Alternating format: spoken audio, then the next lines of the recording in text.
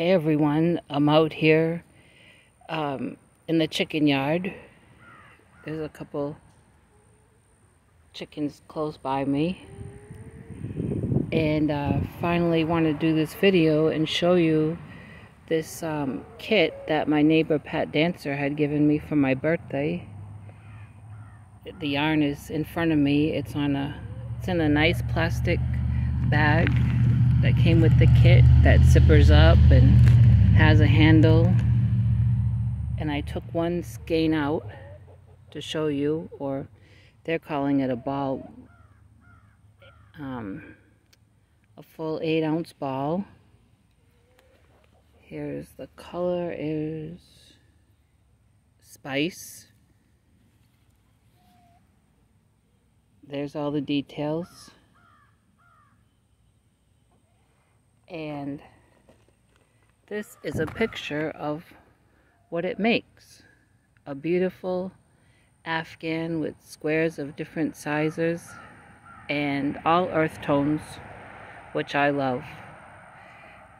And let's see the size when it's done.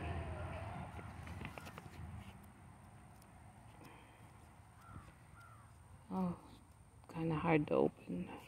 Okay. When the Afghan is done, the finished size will be 40 by 60. So a great size and great colors. Like I said, earth tone, which are my favorite. So thank you, Pat. I appreciate it. As you can see, I haven't gotten started on it yet. And I also want to show you, I mentioned in one video that I got a box of really nice yarn from a longtime friend of mine in Michigan. And I want to tell you that she is a designer. She's had patterns published with Annie's. She has a website. It's called Treasured Heirlooms Crochet, where she sells some of her patterns, but also she collects patterns, books, crochet, knitting, quilting, cross stitch. She gets them at estate sales or buys them online, maybe half price or on clearance sales. When I have found some in thrift stores, I've waited till I've had a big box and I've mailed them to her, and then she puts them on her website and sells them for herself. And anyway, she sent me a surprise. It was this big box. Let me move this. Oh,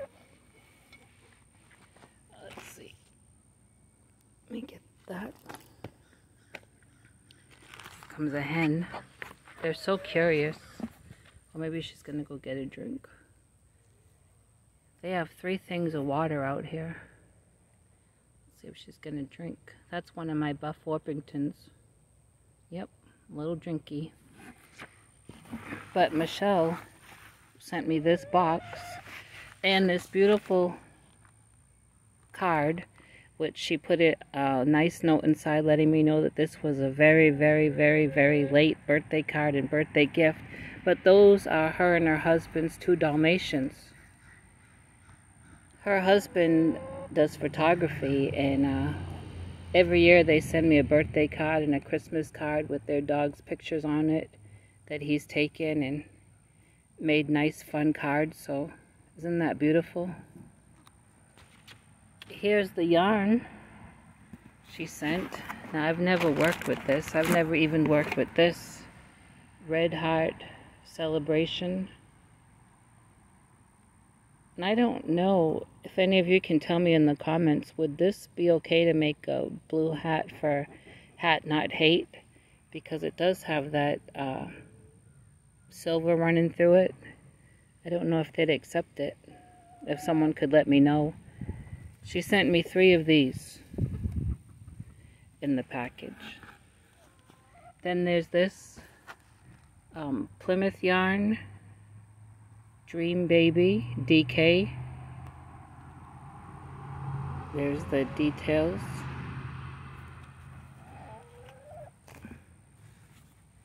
This one, Comfort DK. I'm not doing a very good job showing you this because I'm holding the phone with my good hand, which is the right hand, and trying to manage everything else with my bad side. But this is DK Sport weight.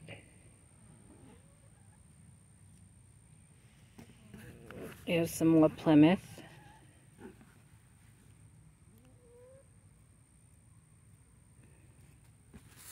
This one is fun. It's a Jamie.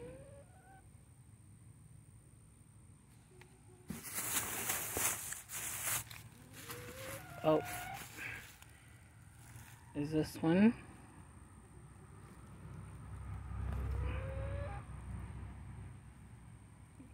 This one. More Plymouth. I've never worked with this, but I got some ideas. This one is Patents.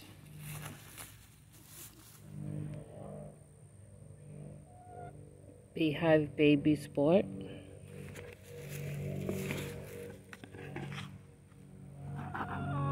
This one.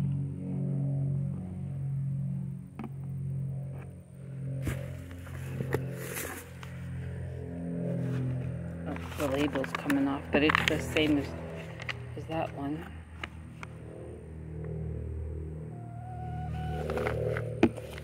And some white.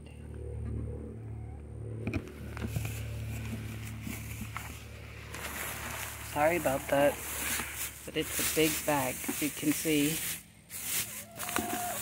There's some more.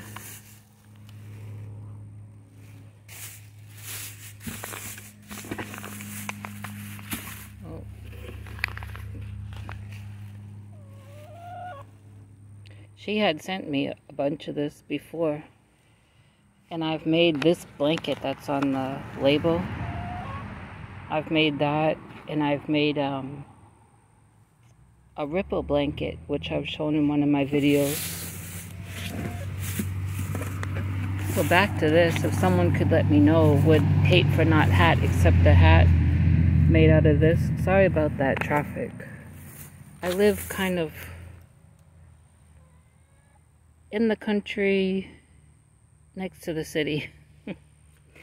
And my road, oh yeah, there's this that she got from a yarn shop next to her. My road, there's plans between the city and the county, oh that yarn fell, to change my road into 4 lanes.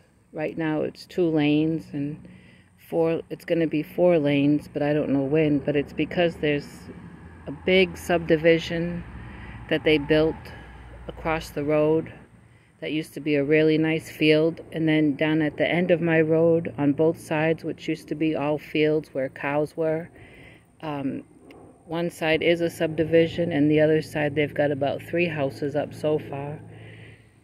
And so they have voted and proposed and figured out and all that they do between the county and the city, and it's gotten passed to make my road into 4 lanes. But like I say, don't know when. It could be 1 year or 5 years.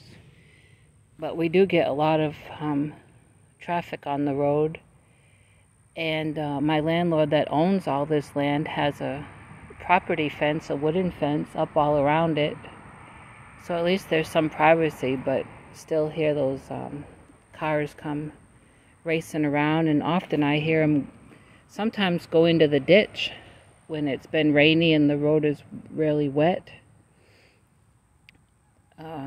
Cars have gone off into the ditch, which isn't good. Where are those chickens? Oh, there's one behind me. I think the rest are in my yard because the gate, I couldn't shut it behind me. It's open behind me, and they've escaped into my yard. There goes. She's gonna go, I think. Follow them. You can kind of see there. Yep. Oh, here comes one of the Easter eggers. I have been wanting to show you guys these nice yarns, so I'm glad I'm finally getting this video done. I have not felt well all week. It started Wednesday with a real sour stomach, and it got worse on Thursday.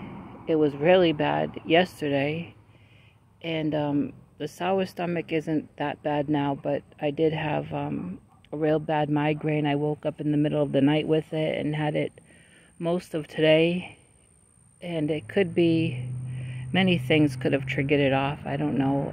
Allergies, feeling run down. I've been really on the go, and then there's been a change in the weather. There's a lot of barometric pressure, and with that brainstem disease, the Chiari, my body's really sensitive to weather change. And I feel like between the allergies and being overtired and the pressure in the weather, that triggered the migraine.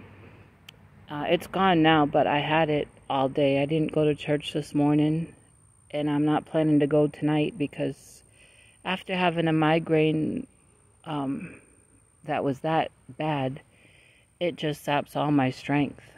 As soon as those hens go into roost and I lock them up tonight, I'll be going to bed early.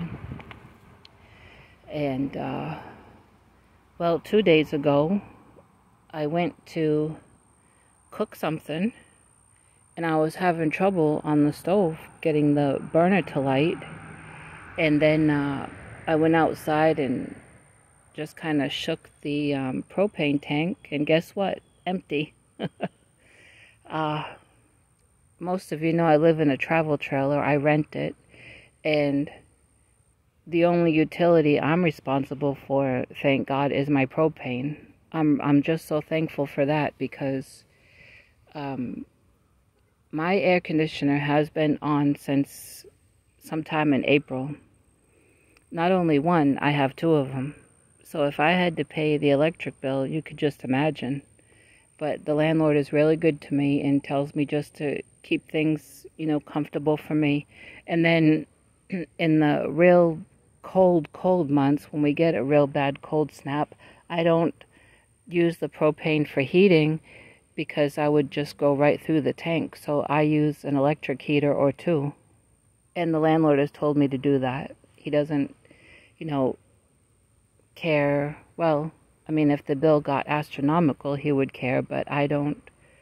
I'm very careful with what I use. So I just have my rent. I don't have a lot fee. He doesn't charge me extra for this big chicken yard that he helped me put the fencing up a few years ago. Other places, you would have your rent. If you didn't own your trailer, and you'd have a lot fee, you'd have your water, your sewage, your utilities, your taxes, and then a lot of parks go up so much every year, it's just a big mess. And of course, you can't have chickens in a trailer park. Maybe one or two in different places, but it has a general rule. So my landlord is really good to me. So I am responsible for my propane, and I don't know how many gallons it holds. It's a tall tank, because it comes out cheaper to have a tall tank than just one or two of those small tanks. But with God's help, I have kept a record of it, and I'm usually able to stretch that propane for about 10 months. And so that's just wonderful. You flip a switch, and it sorry, I'm having trouble with my words, because after that migraine I get a little brain fog. But you flip the switch and it ignites it, and I let it run for about 20 minutes, and that heats up my water to wash dishes, take a shower, and when I'm done doing those things, I shut it off. And then, of course, when I cook, I just have to turn the stove on. So I'm very careful with it.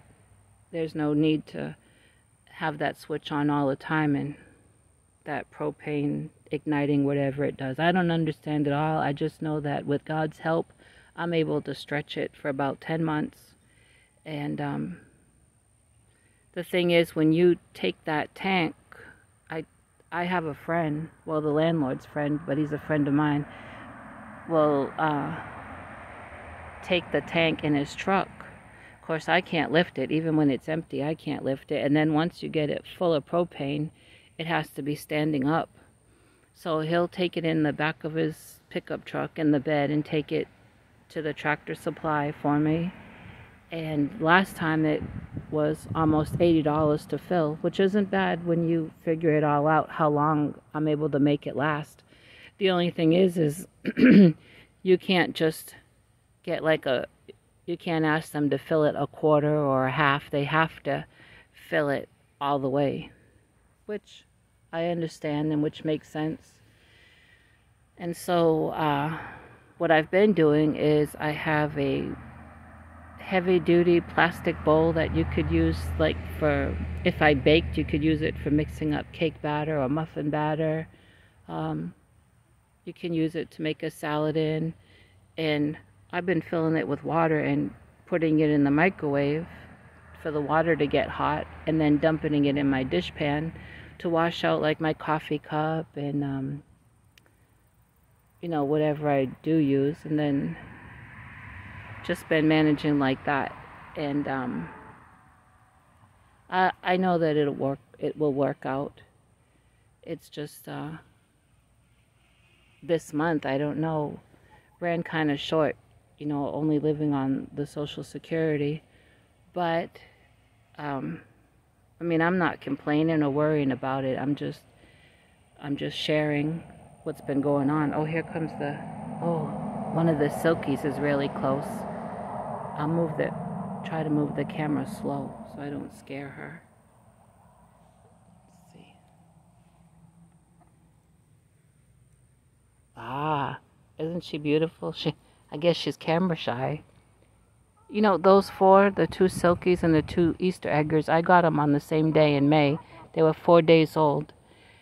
And they're always together, all four of them. And the two silkies sleep together on the bottom of the, in the chicken coop on the bedding. The two silkies sleep together. And the two Easter eggers, they roost together. All four are always together. I wanted to share something else with you. Let's see if I can hold that. I have a doctor's appointment. Well, it's a lab appointment this week down in Plano. My neurologist and then my primary doctor want some blood drawn. I think 7 different blood draws. I know one is for the diabetes, the A1C. And the neurologist wants to have something else drawn to check inflammation. I don't know, I just know that there's 7. Try to find out why I just been so tired and weak and just not feeling good for so long. But we'll see if I get there. My car is another issue. I have a real bad front wheel on the driver's side wheel bearing, so Plano is that where I have to go. It's 21 miles or 22 miles. Anyway, this morning when I was praying and then reading my Bible, see, I brought my Bible out here with you. I was reading this. Let's see, in Matthew chapter 6, verse 25 and 26. This was Jesus talking, and he said, "Therefore I say unto you, take no thought for your life, what ye shall eat, or what ye shall drink, nor yet for your body, what ye shall put on. Is not the life more than meat, and the body than raiment? Behold the fowls of the air, for they sow not, neither do they reap, nor gather into barns, yet your heavenly Father feedeth them. Are ye not much better than they?"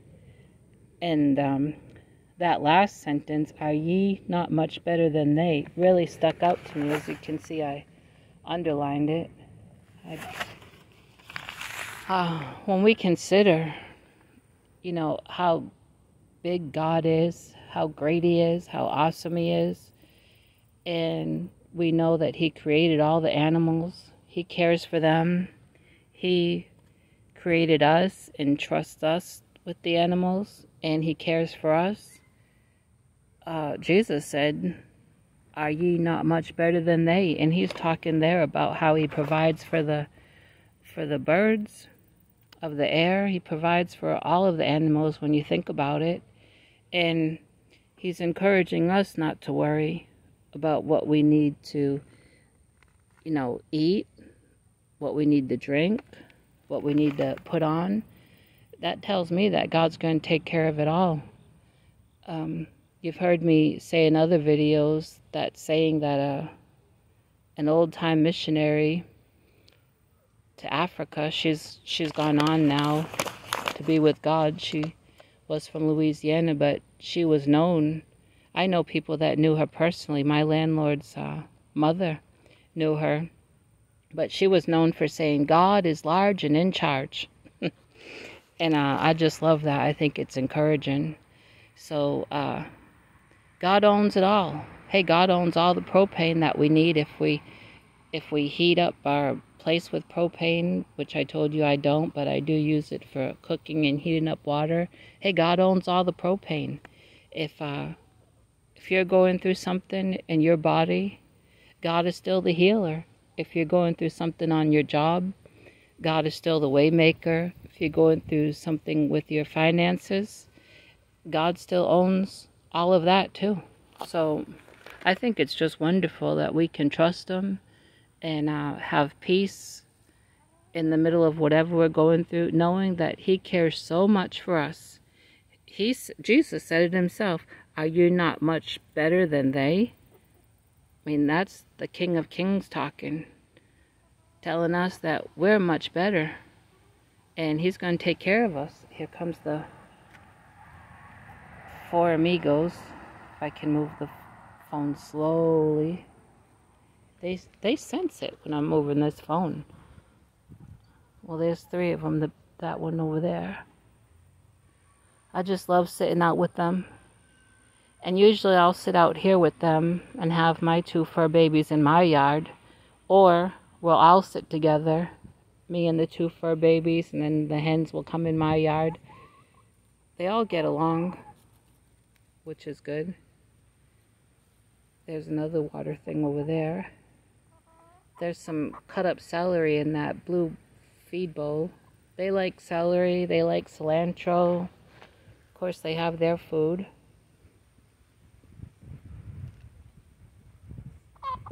Oh, the baby's talking.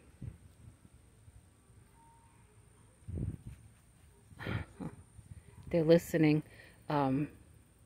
Across the street, there's people that have opened up a hobby farm. I guess they've had it for a couple years. And you hear their donkeys. And that's what me and the hens were just listening to, their donkeys. I know last year around this time they opened up their hobby farm for a haunted trail. And when it gets dark, you see, if you go out to my driveway and look over there, you see all different kinds of lights, and they must have fog machines, and you hear kids going through that trail screaming. And around Christmas time, it's Christmas music, and I don't know what all animals they have. I know they have donkeys, because I've seen them and heard them. Goats. They did have llamas. I don't know if they still do, or alpacas. I love to watch the hens scratch around like that.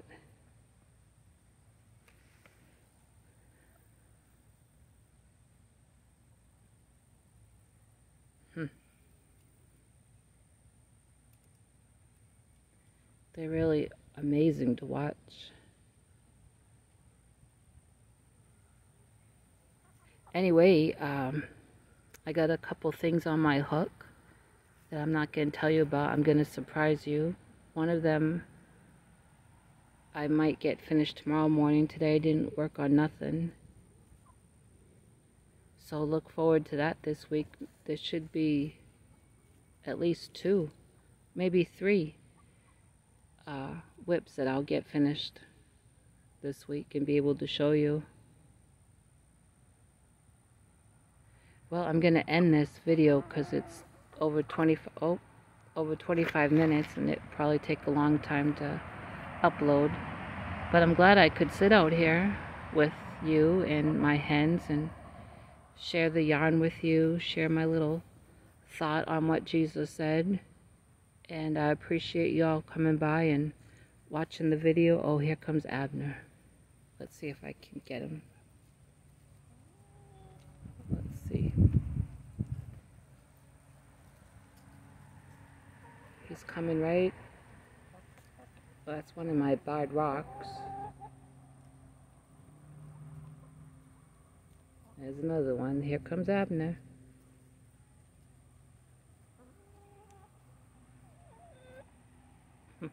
He's not talking. Oh, here comes the last two. These are my buff Orpingtons. I was hoping Abner would crow. Abner.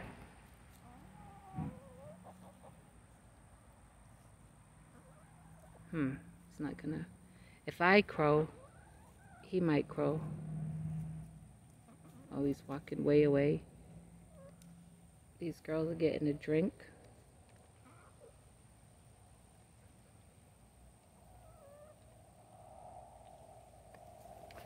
Okay, everybody, I'm gonna end the video. Oh, what a beautiful breeze.